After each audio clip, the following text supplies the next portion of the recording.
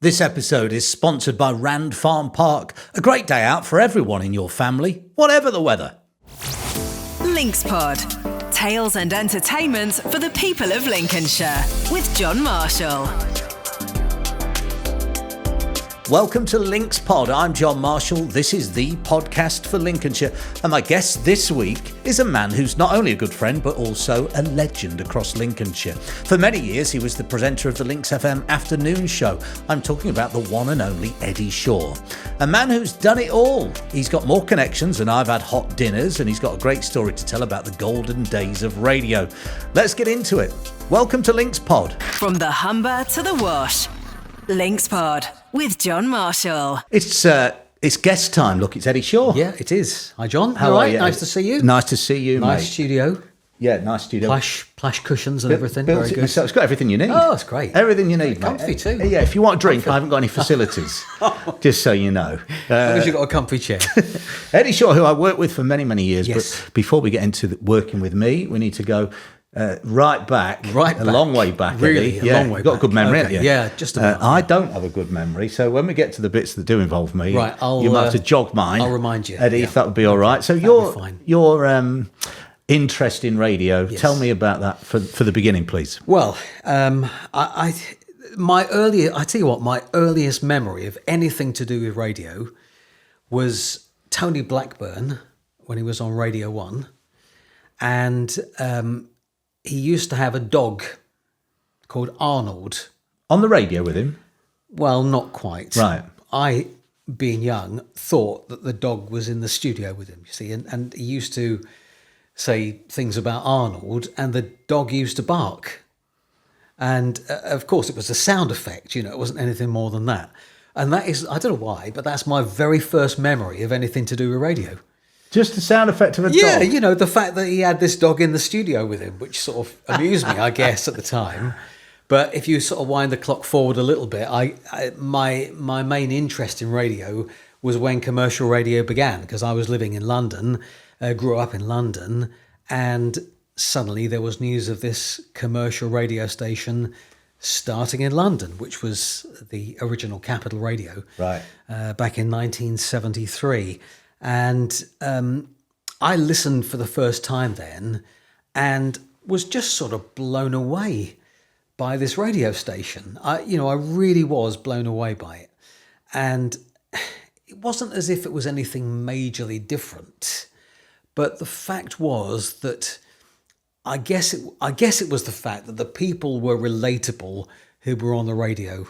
And they seemed to be talking to me and obviously to the wider listeners at the time. So was it not the music then, the personalities? Well, yeah, I suppose it was a bit of both. Bit of really. both, right. The music was radically different to what I'd heard on the radio before. Okay. And the reason was because when they first came on air, they decided they wanted this sort of like American, almost West Coast type sound, which wasn't available on UK radio at the time, because Radio 1 was really a top 40 station. They'd be playing all of the hits of the day, maybe the Slades and the Wizards and various things like that. Yeah. And right at the start, Capital weren't doing that.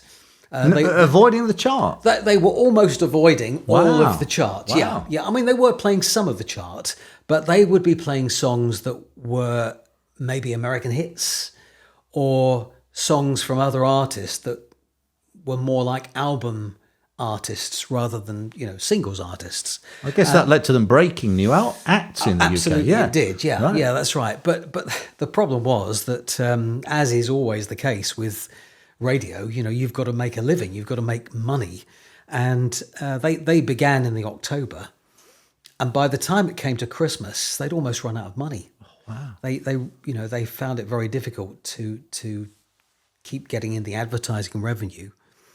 And I didn't know this at the time, but, knowing afterwards, they had this big board meeting and said, look, we've got to do something different here. We can't carry on with this radio station as it is because we're not bringing enough money in. We won't be here. So basically overnight, over Christmas time in 73, they'd only been on the air 2 months. They literally changed to a top 40 station. Wow. So from playing these songs that they were doing at the time, this radically changed and went to a format very similar to what was already on the dial. And then they tried to sort of like add in some of that stuff that they originally played back in, you know.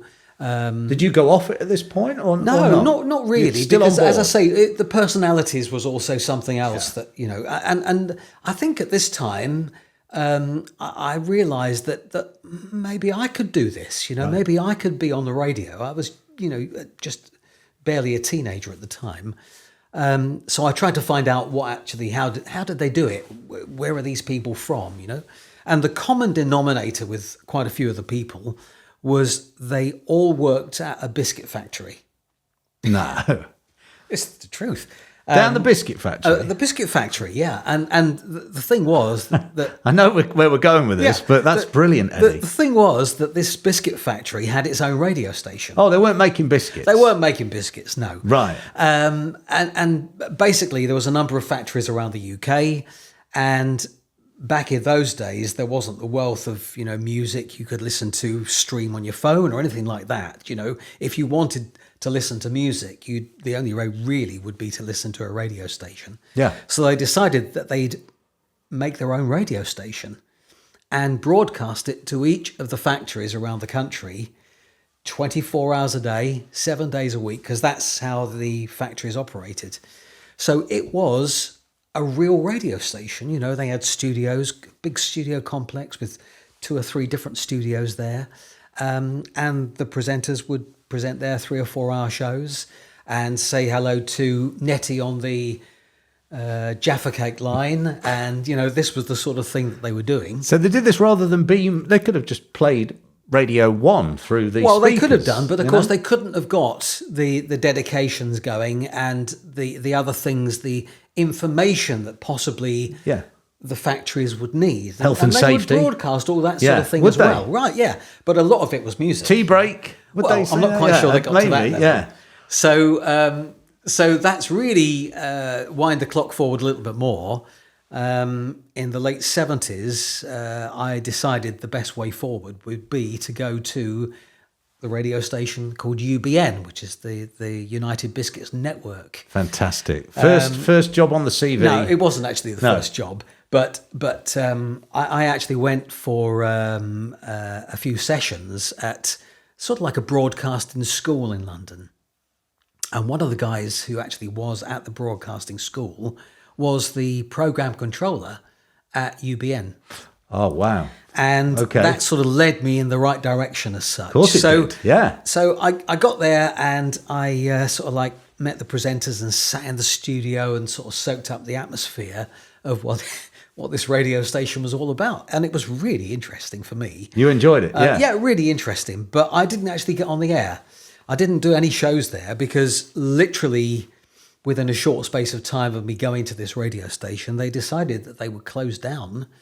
And the reason they were going to close down was because the commercial radio network was starting to build up and they had local radio stations in each of the areas where the factories were. Yeah. So rather than broadcasting and spending money, and it was costing a lot of money, as you can well imagine, to run this radio station, they decided, well, we'll stop it all and we'll just, as you said a minute ago, play the radio. Play the radio and through that's there. exactly what they did. So it was a bit unfortunate for me because I just sort of got my foot a little bit in the door and it sort of like closed. Wow.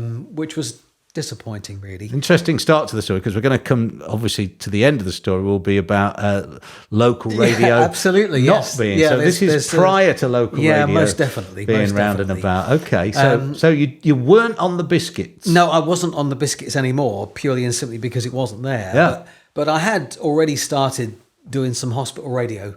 And that's where a lot of people, began. I think you did too. You did some hospital radio. I did on Lincoln Hospital Radio. I did the cheerful earful. Right, okay. Yes, do you like that? Strapline? Really good. Do you like that? Really Yeah. good, really It's a good. belter. We didn't have a strapline as No good as strapline. that, to No, be the honest. cheerful earful. But this was in London where I was on a local hospital radio. And the very first time I ever went there, you had to be 16 to even get the chance to be involved on the hospital radio station. Right.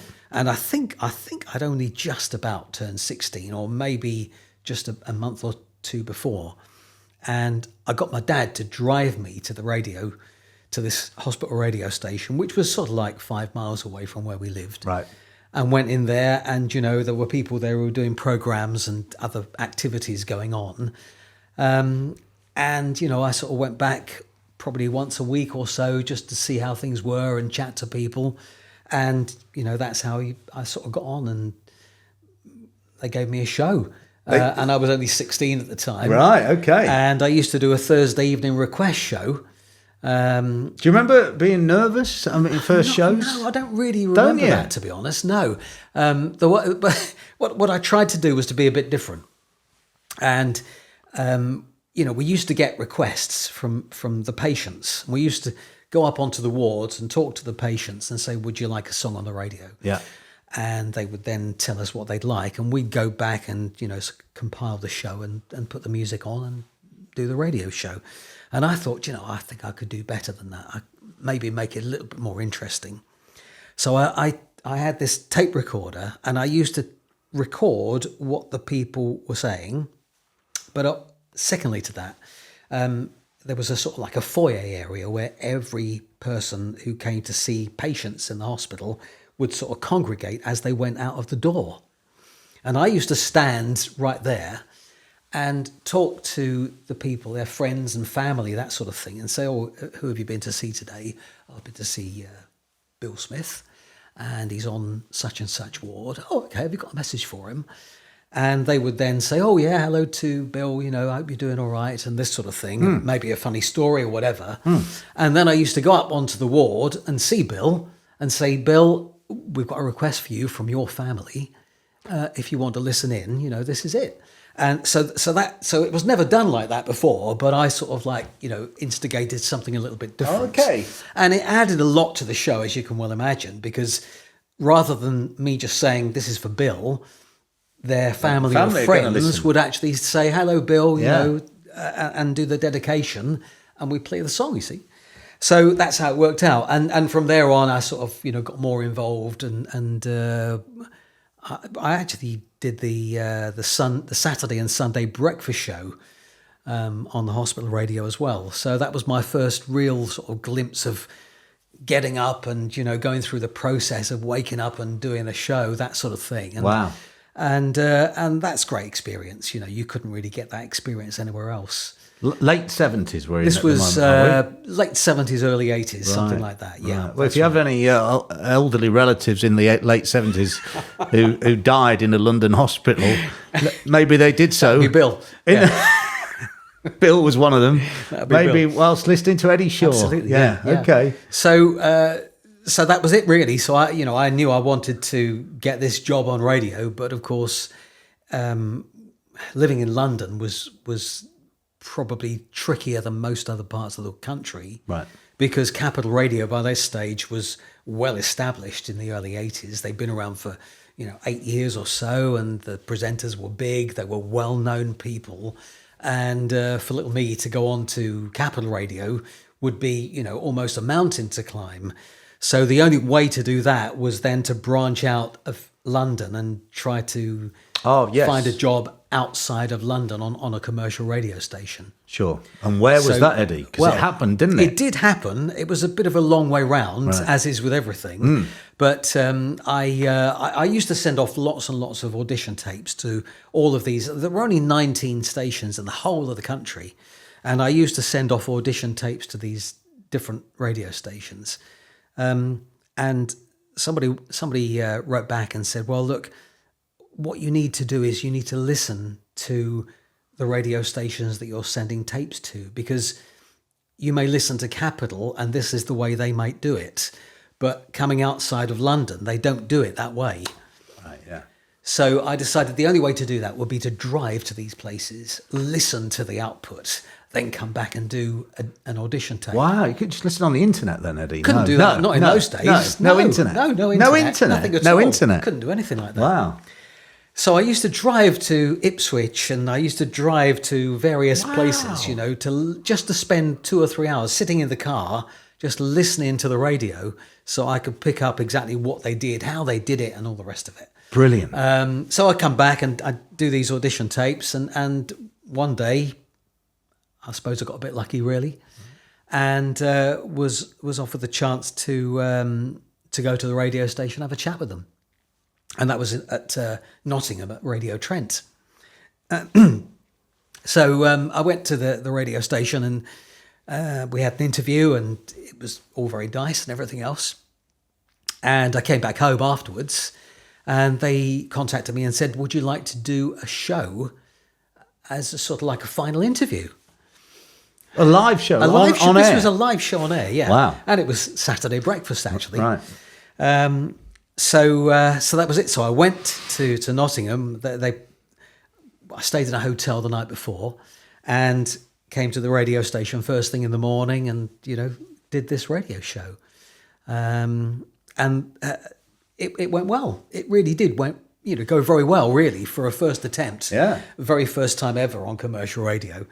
And I felt that I'd done pretty well. Nerves this time, or still no nerves? Yeah, I think I probably was at that stage. Right. Yeah, because this was the big deal. I remember being on hospital radio, feeling there's probably nobody listening. Right, it's a different thing when you know everyone. Totally different. Yeah, okay, absolutely.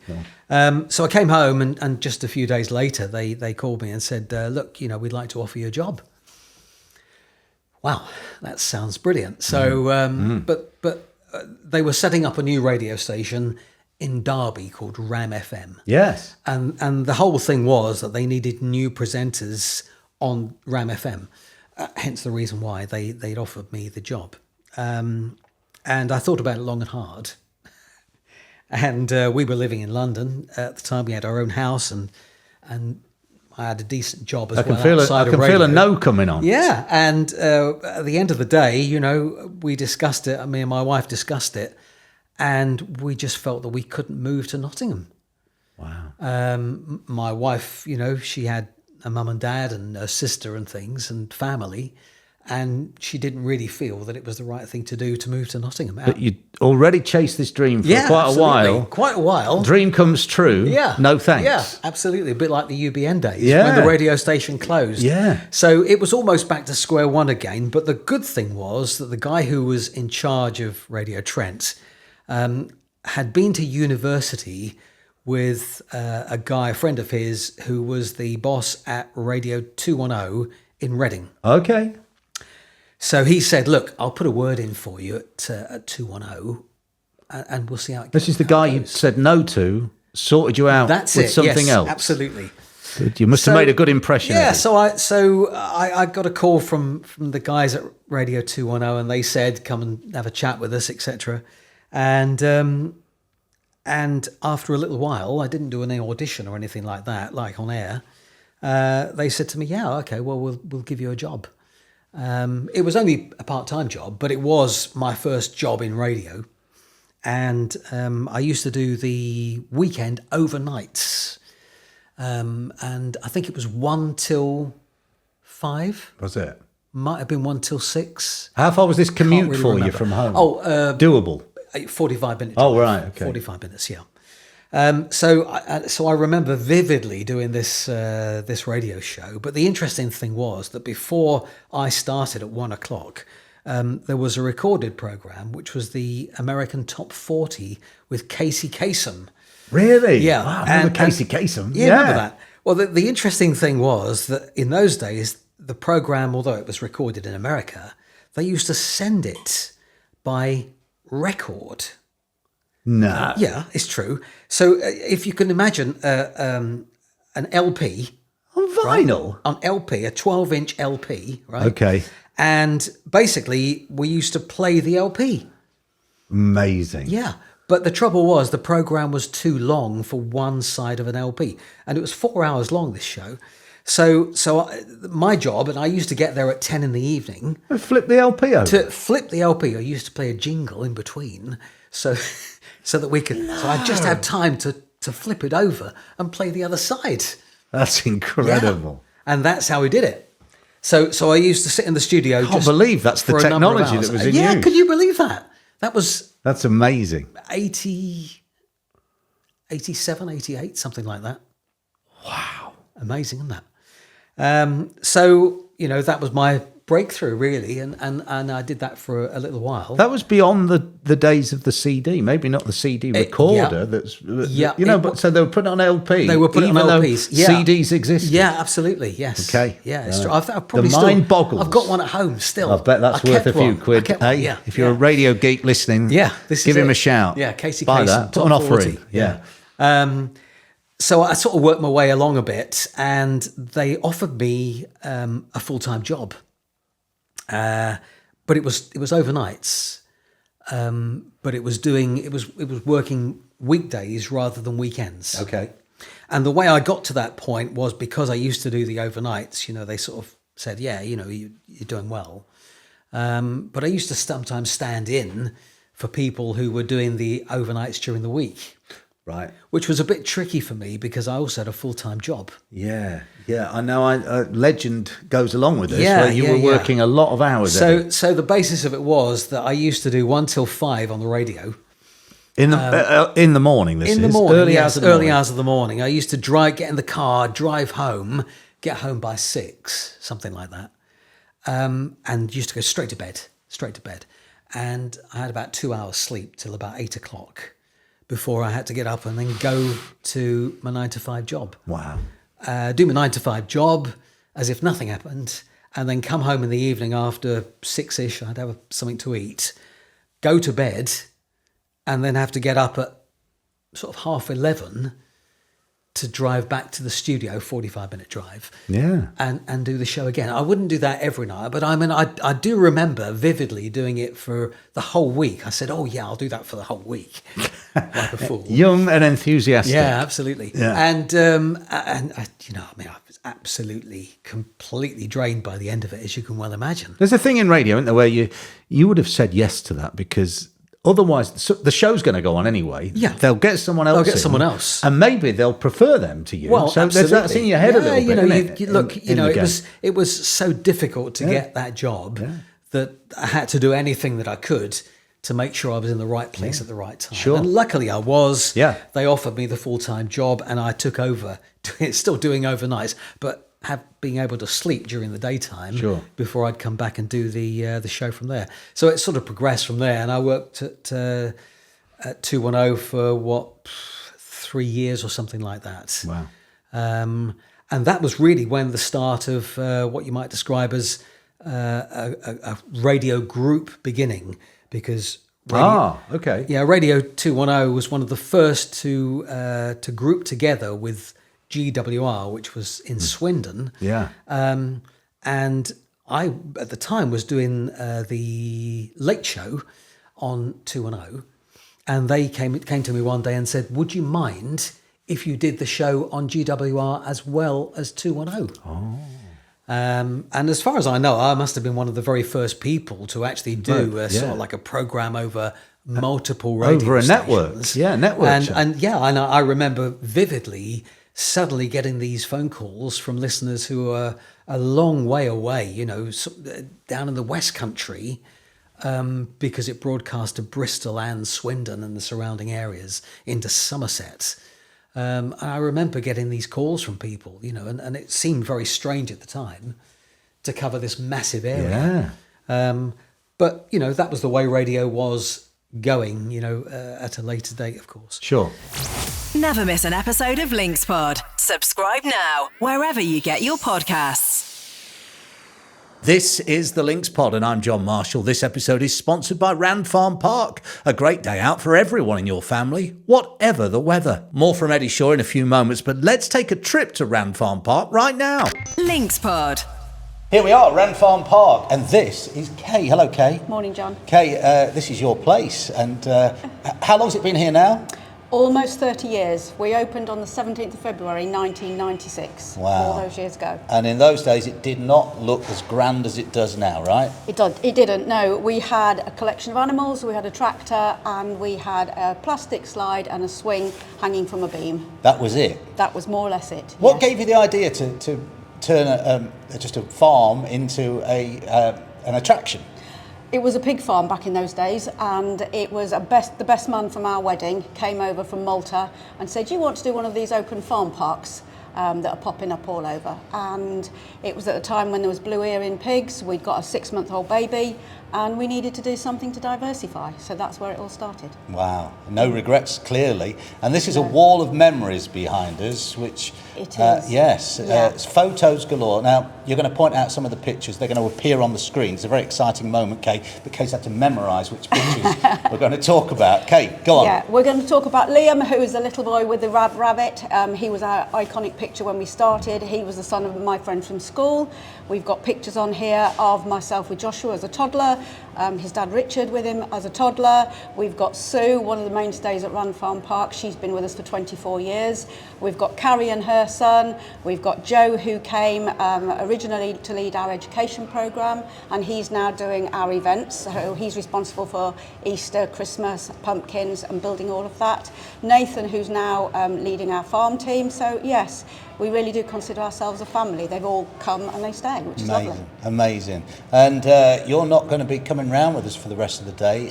You're handing over the reins in so many ways, Kay. We are, yes. As I say, Joshua was 6 months old when we started. He was 18 months old when we opened. And he's leading it through now onto the next generation. So I've stood here to meet you, and he's going to take you around the different areas of the farm.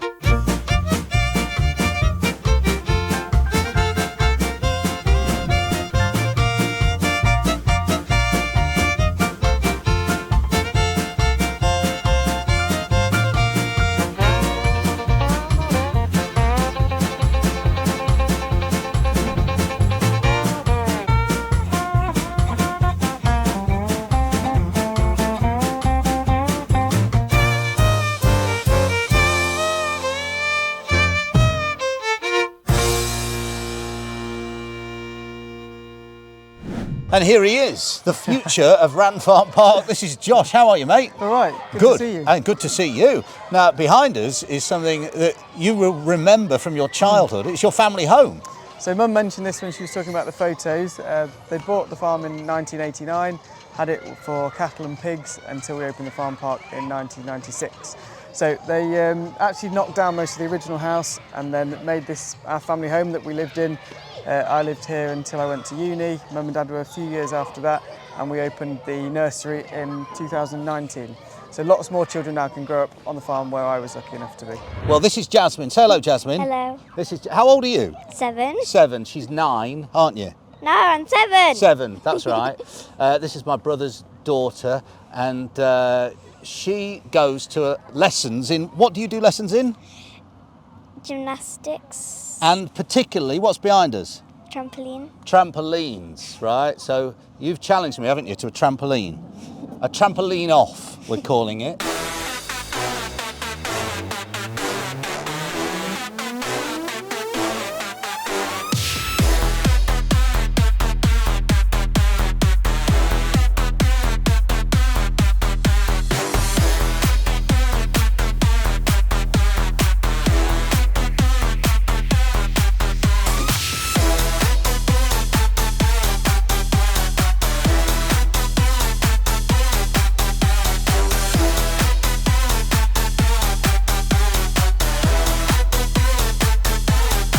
Ready, set, 3, 2, 1, go! Down, stop!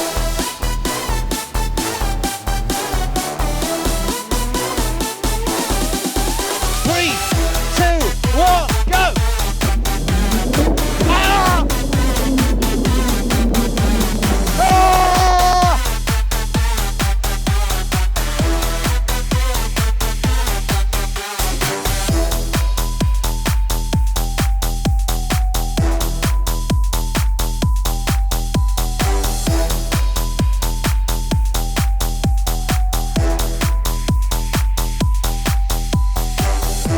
Josh, we've come into your event space, and what an event space. This is incredible. Where are we? So we reskin our event space for 2 or 3 different events during the year. It's currently almost ready for Easter in a couple of weeks. Just a minute. Snail. Yeah. Just a minute. Sorry to interrupt, Josh. Who on earth's that? This It's Ebony. Yeah, I'm the Easter Bunny's assistant. Nice Oh. to meet you. Oh, well, I've just got to hold this snail then. Sorry, Josh, you were saying. Yeah, so thank you. So for Is she new? Easter, No, she's very well practiced. Is she? Actually, yes. Yeah. Okay. So for Easter and for Christmas, similarly, we have a walk-through immersive experience where families can meet our characters along the way. Ebony, Christmas characters have different elves that do shows in these spaces before they meet Santa at Christmas and the Easter Bunny at Easter. And here we are in the great outdoors, Josh. There's so much here. Talk me through some of the stuff. So a lot of today's been about where we started, where we are now. Some of the pieces of play equipment out here are the originals from when Mum and Dad opened nearly 30 years ago, and we keep adding on. So with the Sky Riders, one of the major attractions here, we opened that in 2015. The Summertime Sledges this side, the Kangaroo Bouncers. And you have some events on through the year as well, Josh. We do. So we've talked a bit about our actor-led experiences on the farm, but we do have activities out here as well. So our festival field is just behind us, the far side of the playground. We have our summer festival in August, which is a 3-day family festival, and our pumpkin festival in October as well. Josh, we're in the animal barn, right? Yeah, so this is still a really important reason for people to visit. We have loads of activities, outdoor play, indoor play. We really major on events, but one of the most important things that people love to do is come and meet the animals.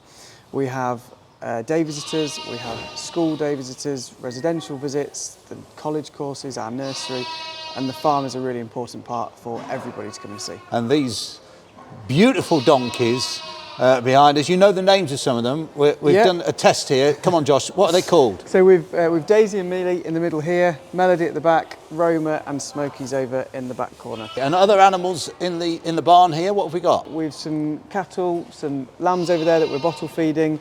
Always got goats. Goats are great fun for people to engage with. I'm having my elbow eaten.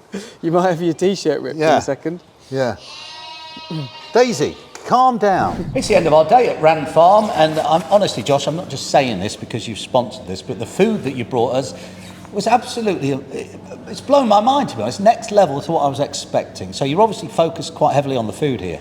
Good, yeah. So we've revamped our catering areas the last couple of years. This was redone last year with the addition of our pizzas. And out and about, there's slushies and ice creams available as well. Yeah. So we have our cowshed kiosk out in the playground where we do Rand Flurries, which are our own take on an ice cream treat. Sort of stolen the idea from a popular fast food restaurant. I can't think which one, Josh. And if you're interested in promoting your business on LinksPod, please do get in touch. I'm John at linkspod.co.uk. From Grimsby to Sleaford, Scunthorpe to Mablethorpe, this is LinksPod. So from there on, I saw an advert for a job at a radio station that wasn't actually on air. And that was this new radio station called Links FM. Well, I think I've heard of this one. You've heard that one, there might be part of me in You're this catching story. up on this, right? Okay, We're getting up to... Yeah. I think I'd been born by now. Right, okay, yes, you may just have been. So I came up for an interview at Links FM. And don't forget, we weren't on air at the time. And here's where the sort of story collides with another part, because the guy who interviewed me at Links FM was a guy called David Lloyd, and I had Rings a bell. I had covered his show on my very first show on Radio Trent, because David was on holiday that Saturday morning. He was on holiday, and I covered his show. Wow. And all those years later, there he is. Probably 6-7 years later, something like that. When you rolled up, did you notice whom you're going to see? I'd never met him. Oh, you'd never met him? No, I'd only covered him because he was on holiday. Of course, yeah, he was away. He was away. So we chatted and everything else, and it all went very well. And I remember, I'd come all the way from Berkshire, where I lived at the time, to come all the way to Lincoln to do this interview. And I'd only ever been to Lincoln once before, and my wife's auntie had recently moved from West London up to Lincoln. They'd retired and moved to Lincoln. And the only time we'd ever been to Lincoln was the time when we first came to see them. Wow.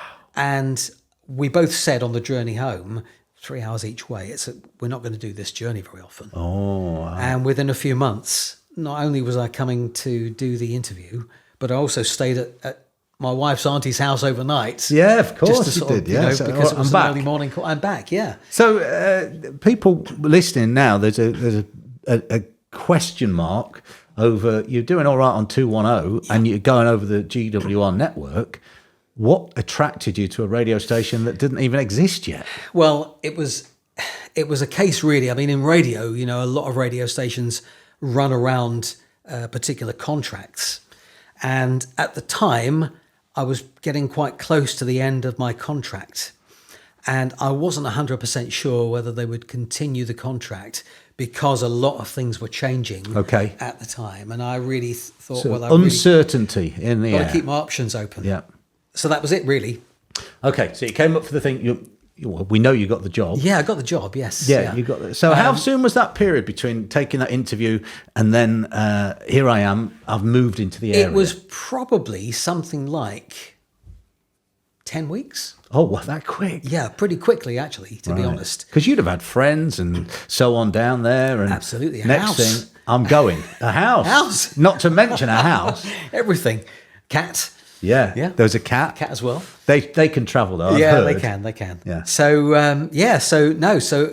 I got the opportunity to move to Lincoln and work on this radio station. They said to me, "Would you like to do the afternoon show?" I said, "Yeah, okay, I'll do that. That's fine." The rest is history. And the rest is history. So I came up to Lincoln. My wife stayed in Berkshire. She had a job in Berkshire. Oh, did she? Yeah, she stayed down there. She stayed down there, and I rented a house. And so we sort of lived apart during the week.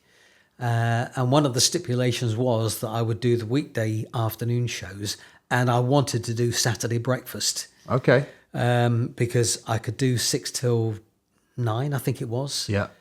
Get in the car and drive home to Berkshire. Okay. We should explain to non-radio people that in these days, 6 radio shows a week was what was the norm. That was exactly what you did. Yeah. Monday to Friday, and then one of the weekend and one shows. of the weekend shows. So that was the best one to fit in with your. Absolutely, it was. Yeah. So lifestyle. I used to drive back home, get home about midday, and then spend the rest of the weekend there, and then leave first thing on Monday morning to come back to Lincolnshire. Interesting, for sure. And, yeah. And just making me think of that other opportunity you did turn down. Yeah.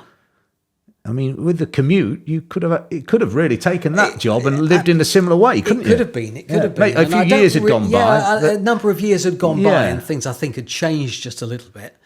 But yeah, I suppose I could have done that. Might be your the Eddie Shaw sliding doors moment. Where what direction would things have gone? Definitely. If you'd have taken that earlier opportunity. All right, so Links FM. Let's talk about that, Eddie. Well, Links FM was quite a unique radio station in a lot of ways. Number one, it was all new.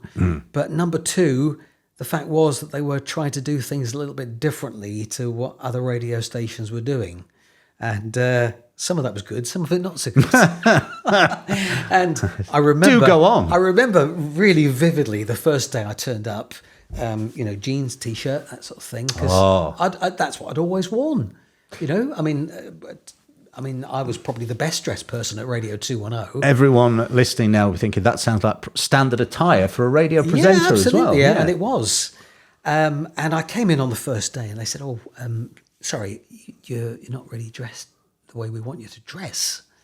So I said, well, really? Why? Want everyone to wear a shirt and tie. And,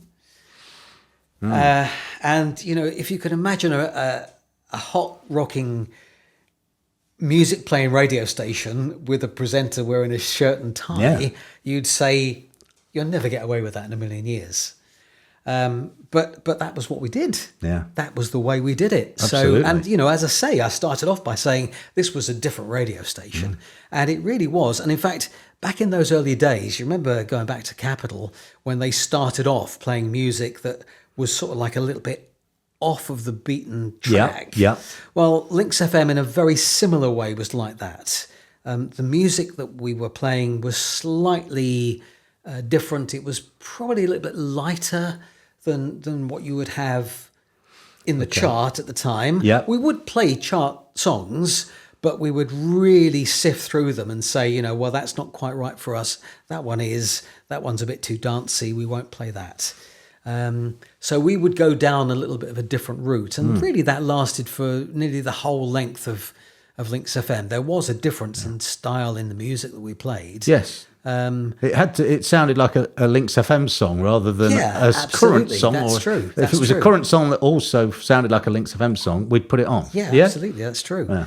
So that was how the beginning of the radio station started to begin, to sort of build, and we got our own identity. That was the key to it. Lynx FM needed its own identity with the locality, everybody going out and about, talking about local things, getting local people on the radio. I remember when I started off doing the afternoon show, my boss said to me, we need 2 interviews every afternoon. Every afternoon, we want 2 interviews on the radio. 2. So that was a little bit of a big deal, to get every afternoon 2 people on the air talking about something. And it could be a local news item. It could be somebody who's appearing at the theatre that night. It could be all sorts, but there needed to be 2 interviews every day. And so that really, I guess, is where I sort of got a connection with some of the local theatres. And quite often we used to get the people who were doing productions, plays, music events, that sort of thing. They would all come to the studio, and I would interview them for the afternoon show. And I guess really, in a way, that's how we got to a stage where we interviewed so many of the big names. Yeah. Because we started off by doing interviews, and it sort of like grew organically as the radio station grew in size. Sure. Yeah. And, the listeners were, quite a big band of people who were listening to the radio. The record companies started to sit up and think, well, hold on a minute, we could get our act on here and it would be a big audience. And that's how it came about. But we should mention at some point, at least, if not now, some of the names that we ended up getting onto that radio station. Yeah. Quite incredible. Oh, unbelievable. And I said to you many times that, we were punching above our weight. And I guess the reason for that was, number one, I knew a lot of key people in the record industry, which helped a lot to be able to get these people on board. But also, of course, the size of the audience. And the fact that that when the big stars came on and did an interview, a lot of radio stations were going through this phase where they would get people in and they'd play a game. Yeah. Or, that sort of thing. And the reason behind that was, rather than just them talking about their latest music, they wanted to be more entertaining. Yeah.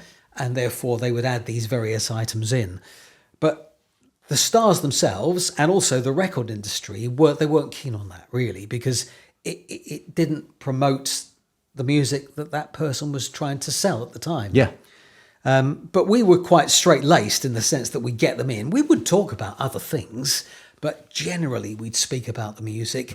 And if we could, we'd get them to do a little session in the studio. Oh, yes, we had lots of great moments doing that, didn't we? We did indeed. And the great thing about that was, that I decided the best way round it, rather than getting someone in and just sitting them in the studio with nobody there at all, let's get all of the staff from the office to come in and actually watch their live performance. Yes. Now, that was 2 ways, really. The first of which was the staff would all say, oh, that was fantastic. We had so-and-so in today and we saw them perform live. But secondly, the artist would have to sort of up their game a little bit. Because there's actually an audience. They were broadcasting to an audience. Yeah, of that course. was the good thing about it. And that's a wrap for another episode of the Lynx Pod. Thank you to Keza on camera. Thank you to you for watching, and Rand Farm Park for sponsorship.